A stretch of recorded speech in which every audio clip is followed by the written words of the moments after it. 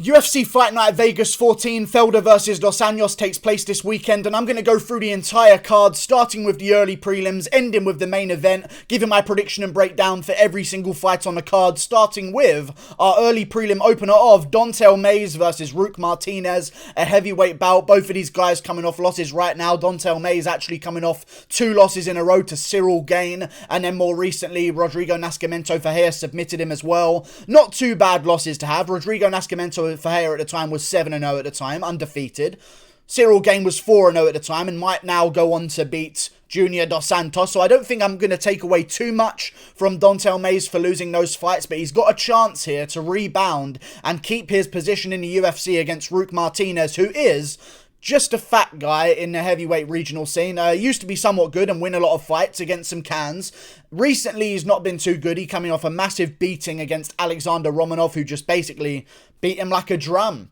Beat him like a drum for the entire first round. He survived by just putting his hands over his face. Not too many of the shots were landing clean, but they were still big shots that he was eating, some of them. And then obviously he made it to the second round. Romanov gets the job done. It was just a bad beating, and it was not too long ago. I'm going to be picking Don'Tale Mayes here. Roque Martinez, even before that loss to Alexander Romanov, he was fighting guys on the regional scene that just aren't good whatsoever. So I understand why he's in the UFC. He was on a 2-fight win streak at the time. We needed a guy to step in against Alexander Romanov. I get it.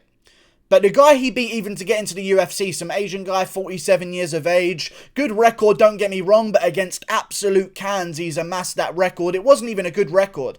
It was a bad record, but for Roque Martinez's overall record, it was a good-looking record. I'm going to be going with Don'Tale Mayes' credentialed amateur career as well. I think he was like 6 or 7-0 as an amateur, running through good competition, beat some good guys as well on the regional scene. I'll go with Don'Tale Mayes winning this fight by TKO in the first or second round.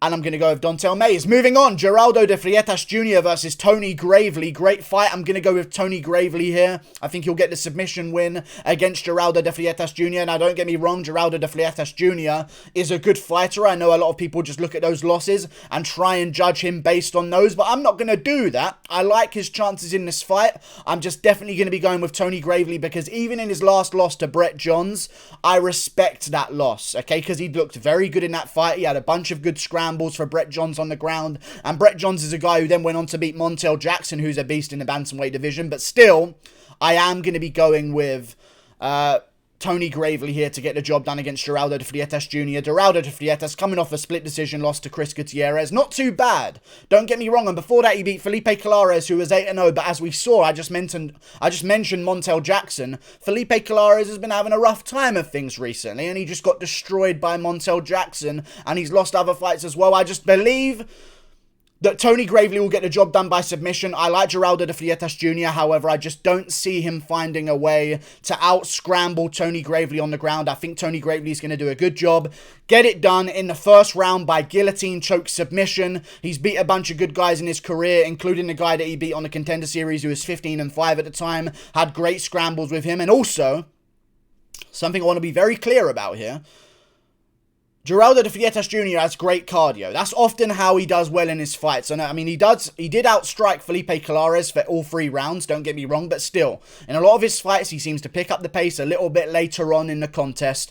And I noticed against Tony Gravely, when he was fighting Ray Rodriguez on the Contender Series, he has the cardio to continue and earn himself a lot of late round finishes. The only way I gave Geraldo de Freitas Jr. a chance in this fight was to maybe out-scramble enough in the grappling department or outstrike enough Tony Gravely to make it into the later round in round 3 and maybe get something done. But Gravely has experience in 5-round fights. I mean, he was the headliner against Chris Moutinho, he went 4 rounds with him and finished him in the 4th round as well. And also has a TKO against Draco Rodriguez, which is an interesting name, in the 5th round as well. I just feel like Tony Gravely, he sets a good pace, he's got good grappling. I reckon he'll latch up a rear naked or a guillotine. I'm going to go with a guillotine against Geraldo de Freitas Jr. in the 1st or 2nd round. Moving on, up the card to Randa Marcos versus Kanako Morata. Where's my coin? I need to flip it. I'm going to go with Randa Marcos here, funnily enough, and I know a lot of people are going to be pretty weirded out by the fact I'm going to pick Randa Marcos here, but Randa Marcos, whether you like it or not, even though she's 10-10, It's not good, is it, really? I'm going to be picking her to win this fight. She lost to Mackenzie Dern, but she didn't take any damage whatsoever. She's turning right back around, getting in there for her career. She had a decent... Even though she got outclassed by Amanda Ribas. That's Amanda Ribas, and I don't blame her there. She beat Ashley Yoda. She lost to Claudia Gadelha, but that was in... Not too long ago. Claudia Gadelha's pretty good in that division as well. And then she beat Angela Hill by first round submission. She lost to Nina Ansaroff. But these are all pretty highly ranked contenders in the strawweight division. She has a win over Carla Esparza, for example. She's got some good wins on her resume. I don't think I'm going to solely look at her record because I don't believe that Kanako Morata has fought anyone near the level of Randa Marcos. And I think this is going to be a steal. I'm going to go with Randa Marcos getting the job done. I know some people might just see 11-1 versus 10-9 and just immediately jump all over Morata, but she went to a split decision in her last fight against a girl who was 8-5. I don't like that too much, okay? And she's beat some good girls in her career, don't get me wrong, but she's also not really beat too many good girls. You know what I mean? 11-9, 1-1, 2-1, 4-2. When I translate that to Angela Hill, Carla Esparza, I'm going to be going with Randa Marcos getting the job done. I think she'll piece up Kanako Morata on the feet for 3 rounds, earning herself a unanimous decision victory. Moving on up the card, Jose Alberto Quinones versus Louis Smolka. Good fight. I don't even know who I'm going to go with here. I've been trying to go back and forth this entire time. I think I'm going to go with Jose Alberto Quinones, earning himself the upset win against Louis Smolka. I know it's not too much of an upset. He's only a slight underdog.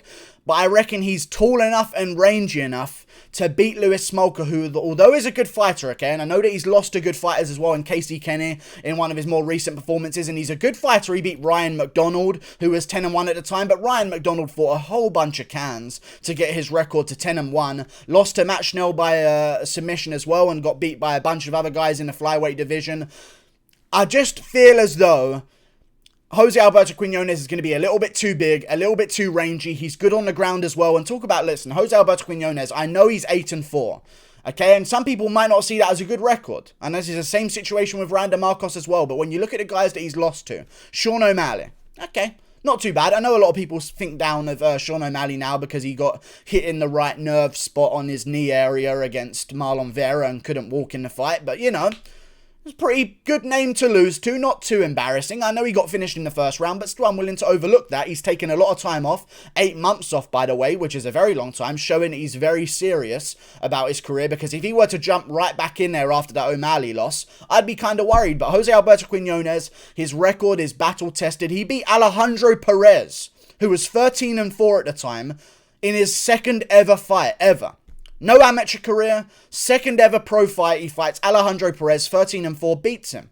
I know he then went on to lose a rematch, but he lost to Davey Ramos on the regional scene in Mexico. Like, he's lost to good guys. He's beat Teruto Ishihara. Joey Gomez was 6-1. Diego Rivas was 7-0. I just believe that Jose Alberto Quinones is going to be a little bit too rangy, a little bit too bouncy around for Louis Smolka to get in there and get the job done.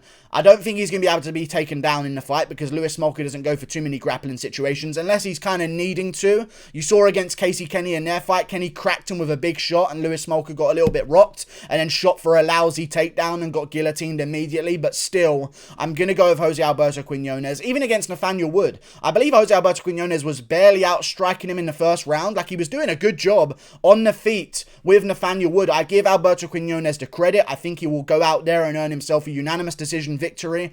Barely outstriking on the numbers Louis Smolka over 3 rounds. It's going to be an interesting fight. I like the way that Louis Smolka goes to the body. Maybe it'll be a good thing to use here against a guy who's so tall and has such high guard with Jose Alberto Quinones. But I think he moves a little bit too much for Louis Smolka to land those body shot combos. I'll go with Jose Alberto Quinones by unanimous decision, chopping at the legs, scooting away to a unanimous decision win. Moving on, up the card, Alex Morono versus Rhys Mckee. I'm going with Alex Morono. It's a no-brainer in my opinion. I am a UK resident. Of course, I'm from London. I could be rooting for Rhys Mckee. He's technically a part of my country, despite kind of not being. It's a weird situation in the UK, but still, he's one of my people, okay?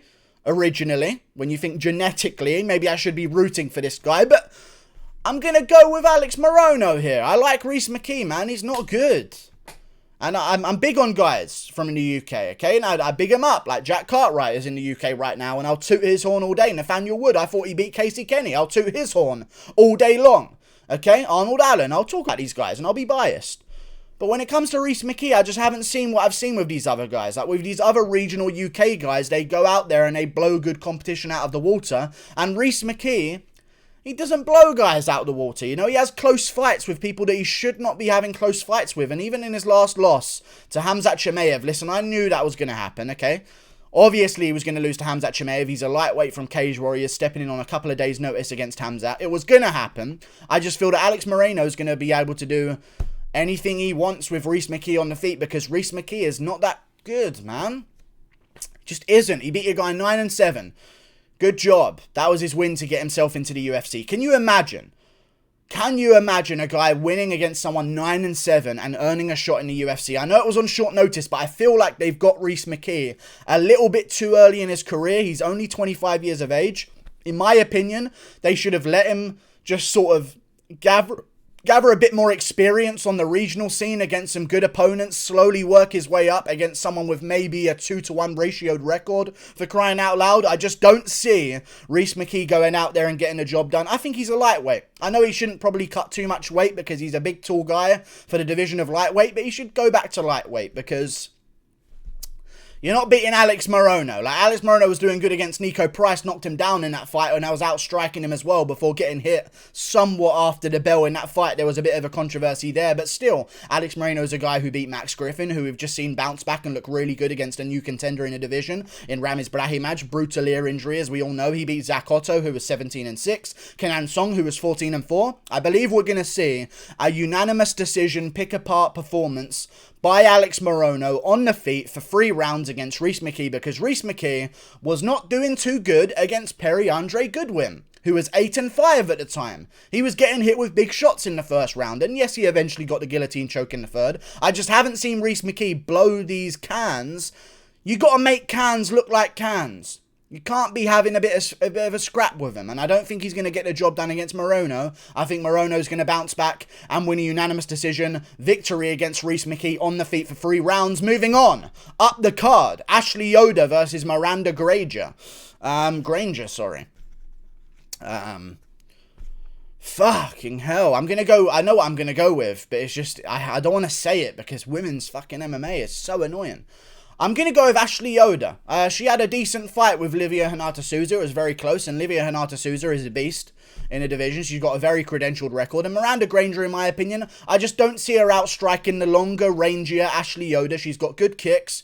I think Ashley Yoda's fought better competition, even though she's 7-6. Miranda Granger's 7-1. Miranda Granger really hasn't beat anyone too good whatsoever. I mean, I know she beat Hannah Goldie, I believe it was. Let me just double check right now. In her debut in the Octagon.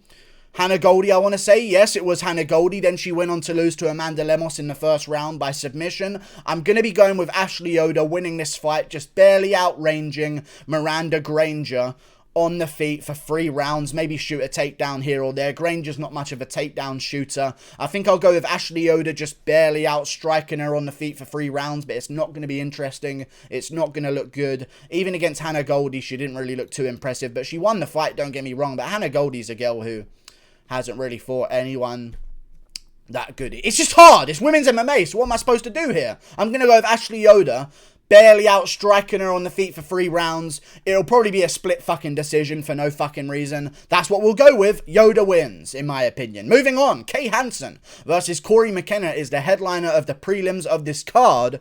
I'm looking forward to it, okay?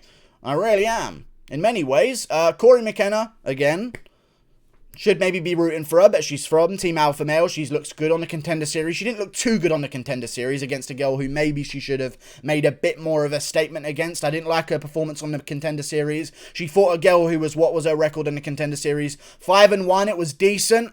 Decent record, don't get me wrong, but she had a bit of a tough time. She got caught in some close submission positions, and I don't think you can be in those submission positions against Kay Hansen. She's going to get the job done, in my opinion, off of her back against Corey Mckenna with an armbar, with a triangle, much how she did to Yi Yun Frey in her last performance, who is 9-4. She beat a girl before that, 7-3. Before that, 4-1. She's fought better competition over her past few fights. She's more experienced. I think she'll get the job done by submission off of her back against Corey Mckenna. On the feet, it's a little bit of a toss-up in my opinion, but eventually Mckenna will go for takedowns, and she leaves herself a little bit too open for some of those submissions off the back for my liking. I'm going to go with Kay Hansen, armbar off of her back, exactly how she did her last one, but maybe not a triangle in there as well. I'll go with Hansen by armbar in the second round against Corey Mckenna. Moving on, up the card to the main card. Thank you for this one. Brendan Allen versus Sean Strickland is taking place on the main card of this card. Good stuff. Thank you, Brendan Allen, for turning around, and thank you also to Sean Strickland for turning right around as well, because this card was looking very drab now that Daniel Rodriguez versus Brian Barberena was no longer the opener of the main card. I'm glad that this one is now on the main card. The UFC Google schedule says that it's on the prelims, but it's not, because they still have Daniel Rodriguez on there. Once that is removed, they'll eventually slide along Allen and Strickland onto the main card, and here's my opinion on this fight. I think Brendan Allen would win this fight.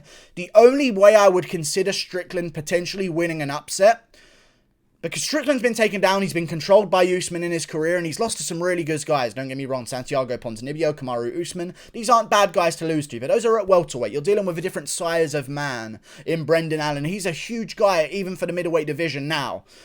When I first heard this fight got signed, I thought, oh my god, let me check the odds. I might pick Sean Strickland as an underdog because he took no damage against John Phillips. The only damage he maybe took was to his knuckles because, as he said in the fight, Jack would just not go down. I loved the speaking in the third round, and I hope there's a lot more speaking in this one. I just think Brendan Allen's going to out-grapple him on the ground for 3 rounds. Strickland's good.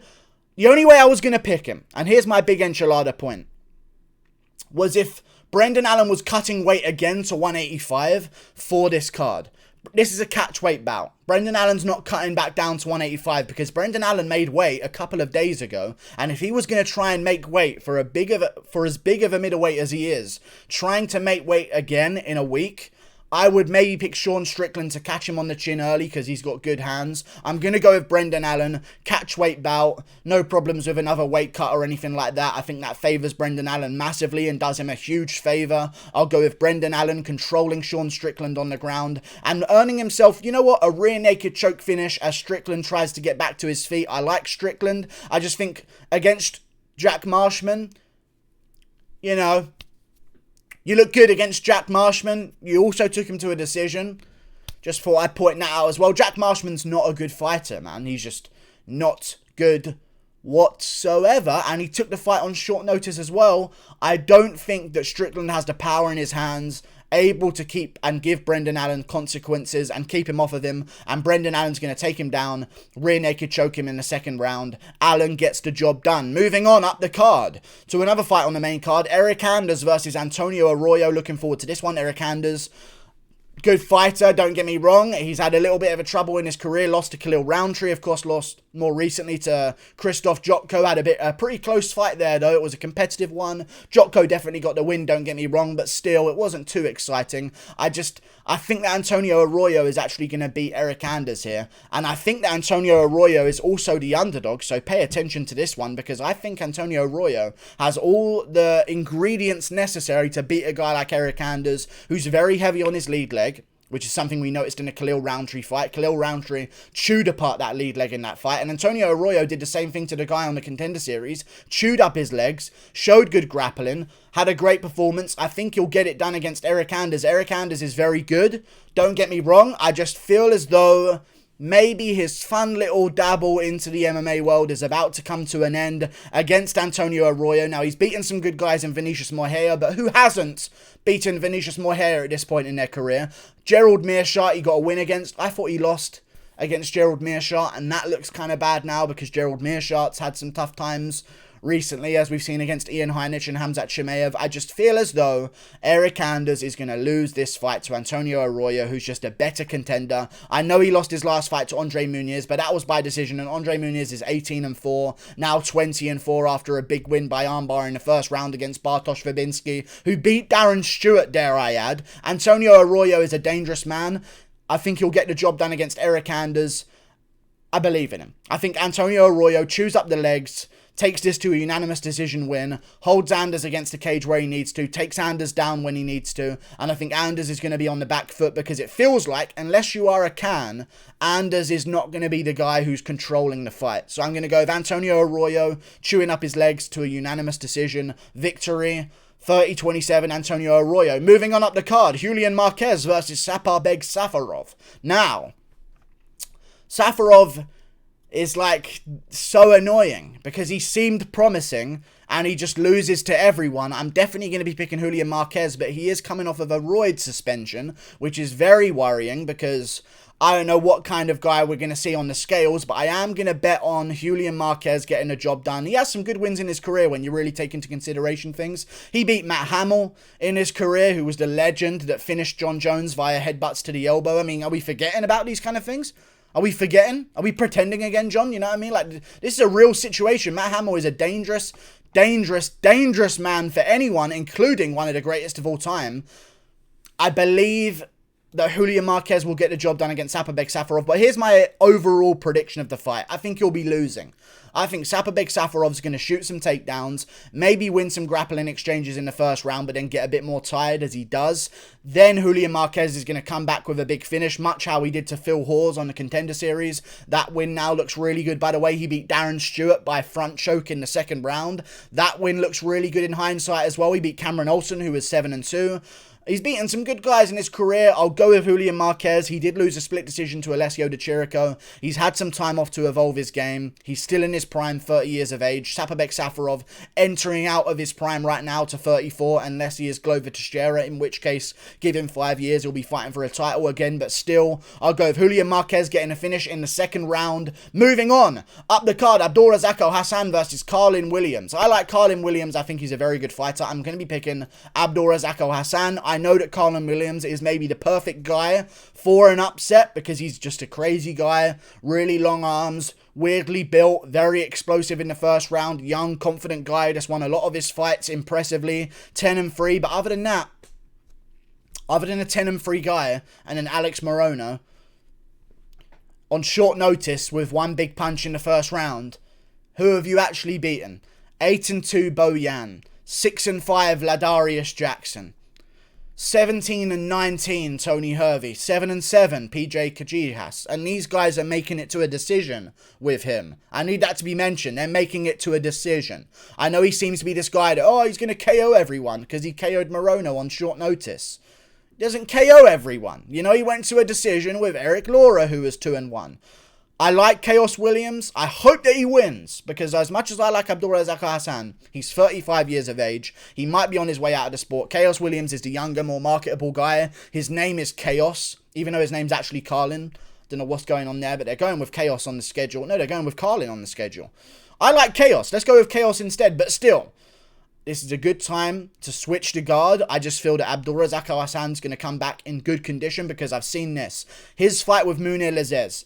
He went to a decision with him. Munir Lazez is a savage. A very good fighter, okay? And we saw that in that fight. However, Abdulrazak Alhassan went through a lot before them. He took the fight. He looked completely out of shape. He just wanted, he said so himself on his Instagram after the fight was over. I've done some research. He said he didn't feel like he was in a nearly good enough shape to get in the cage whatsoever. He just took a fight that was offered to just get out of the current situation he was in. He just wanted to move on with his career and get back to work. He ended up losing. But I've seen his Instagram. Look at the shape of Abdulrazak Alhassan now in his recent posts compared to in his Munir Lazez fight. There's a very, very night and day difference on what kind of shape he's in. I think we're going to see a great version of Abdulrazak Alhassan. He will get the job done against Chaos Williams, in my opinion, by first round KO. I think Chaos Williams is going to fall in love with his hands. After his last performance, he's going to come out swinging, and Razak Alhassan is going to swing right back, catching Chaos Williams on the chin, because as much as Chaos Williams is good, I would like to have seen him carry on a bit more momentum. He finished Alex Morono in February by immediate finish. He was like fighting every month outside of the UFC against absolute cans. Why take this much time off? I guess he might be improving himself and trying to work on his game. I just feel like maybe he should have, you know, jumped back in there, kept the momentum going, but he didn't. I'm going to go with Abdulrazak Alhassan. He's been more active. I think he'll be able to survive the early onslaught and crack back against Chaos Williams. I'll go with Abdulrazak Alhassan finish. TKO in the first 2 rounds. Moving on to the main card, the main event, sorry. Paul Felder versus Rafael Dos Anjos. Good fight. In any other situation, this is somewhat up for debate, but I know for a fact that as much as Paul Felder has been staying in shape, I'm sure you're not in shape to go 5 rounds this weekend out of nowhere. You just aren't. And I know that maybe he was planning on jumping in for a potential big lightweight fight that there was a fallout for, but this is not the one that he had on his mind, I'm sure. Like, maybe if Paul Felder was staying in shape for the McGregor-Poirier fight, I would understand it. Maybe if he was staying in shape for an Oliveira rematch, I would understand that as well. If he was staying in shape for a Gaethje versus Chandler, something along those lines, but that Dos Anjos is not the guy that he wanted, ideally, I'm assuming. So I'm going to go with Rafael Dos Anjos. I think Felder's going to have a terrible weight cut, because, listen, man, Felder had terrible weight cuts on full camp. On full camp, Felder has terrible weight cuts. He's a huge guy for the division. I don't think he's at peak weight cutting weight right now, okay? I'm going to go with Rafael Dos Anjos, working him over 5 rounds. Normally, I would maybe pick Felder, but on short notice, first of all, thank you, Paul Felder, for doing this and stepping up and saving the entire card. And everyone on the card should thank Paul Felder, because he's paid all of them their money. Otherwise, this card might actually be over. So they should all thank Paul Felder, and I should thank Paul Felder, and I am thanking Paul Felder. I'm going to go with Rafael Dos Anjos, chewing up his legs, chewing up his body for 3 rounds, eventually getting himself a finish in the 4th or 5th, or running away with an easy decision while Paul Felder's been hit with too many body shots in the later rounds to come back. I'll go with Dos Anjos ripping to the body and legs early, then starting to go up high later on. I just don't see Felder as the guy who's going to crack Dos Anjos on the chin in the early rounds as a short notice replacement and get the job done. I see Dos Anjos weathering a bit of an early storm maybe, where Felder comes out switched on. Then Dos Anjos is going to start investing, and the short notice is starting to take effect. Dos Anjos has been in training for this fight for a very long time. I'm going to go with Dos Anjos by decision. I like Paul Felder for stepping up though. I really do respect it. I just think Dos Anjos gets it done. Listen, Dos Anjos might have an easier cut than Paul Felder this weekend. And Dos Anjos, everyone talks about Dos Anjos, oh, he's coming back down to 55.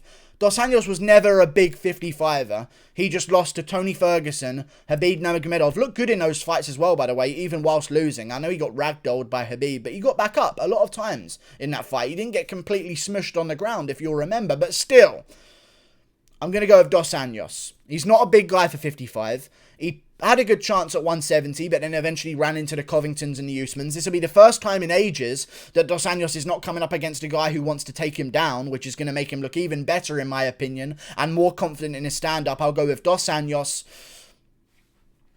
I don't think Felder gets finished. I'm going to go with Dos Anjos.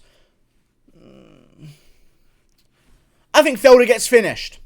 I think Felder's going to get finished, not by KO, by exhaustion, after Dos Anjos has invested so much in the early rounds. I'll go with Rafael Dos Anjos, who, by the way, is shorter but has close to the same reach as Paul Felder, which is going to be a little bit of a problem for Felder, I'm sure, trying to get on the inside of a guy who's smaller with equal reach to you nearly. I'm going to go with Dos Anjos by exhaustion-based TKO in the 4th and 5th round against Paul Felder, and if he wins this one, maybe do a him versus Oliveira, Charles Oliveira, something along those lines. Yeah. Islam Makhachev pulled out the fight. It's like people don't realise that that's kind of what they do. It's all good though. Like and subscribe. Thank you for watching. I'm going with Rafael Dos Anjos. Click that button up there. And goodbye. I'll see you later. Toodle pip.